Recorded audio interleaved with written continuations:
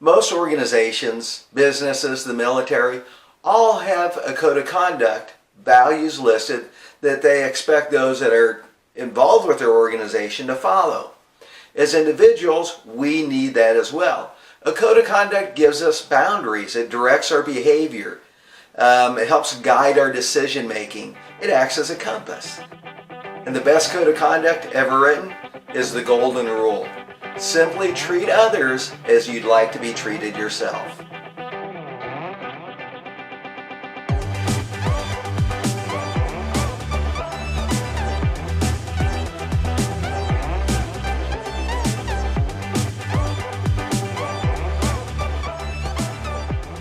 Hi, Bryan McWhorter here, and I'd like to talk to you about the Golden Rule. Such a simple and powerful code of conduct, yet we seem to have so much trouble following it.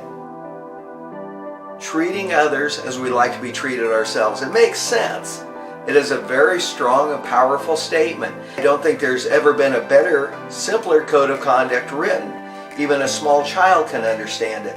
Yet we often see two groups of people that most often fail at it, and that's small children that haven't learned it yet, and people in power, where they've become entitled, they've lost their gratitude, and they treat others as different than they expect to be treated.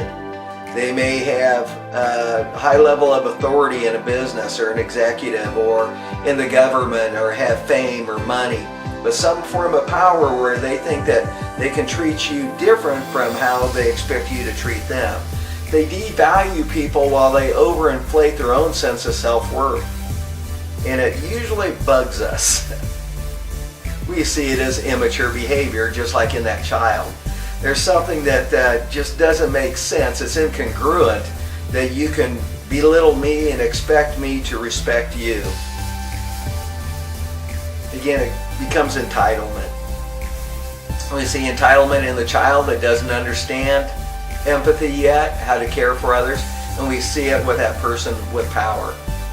In both cases, it really comes down to a lack of maturity. Remember, you can measure maturity. A person is mature to the level that they can put the needs of others above their own. And we need to be able to recognize this in others because it kind of guides our expectations of them. If I were in a parking lot looking for my car keys that I dropped, and I notice a blind individual walking along with a seeing eye dog and a cane, I'm not going to ask him to help me to find my car keys. In the same way, if you see someone who's immature, who doesn't follow the Golden Rule, don't expect them to deal fairly with you or with others. And the way they treat someone else is the same way they would treat you. If you have that friend who is quick to gossip about others to you, they're most likely gossiping to others about you as well. It still shows that immaturity, that lack of the Golden Rule. This is one of the messages that is very congruent through the Bible. Jesus spoke often about it.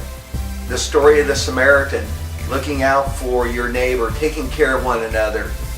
He stated that whatever you do to the least of these, that you do unto me. When you visit that person in prison, it's like you're doing it to me. When you feed the hungry, when you clothe the naked, you're doing it to me. He connected himself with everyone else. We need to be the same way.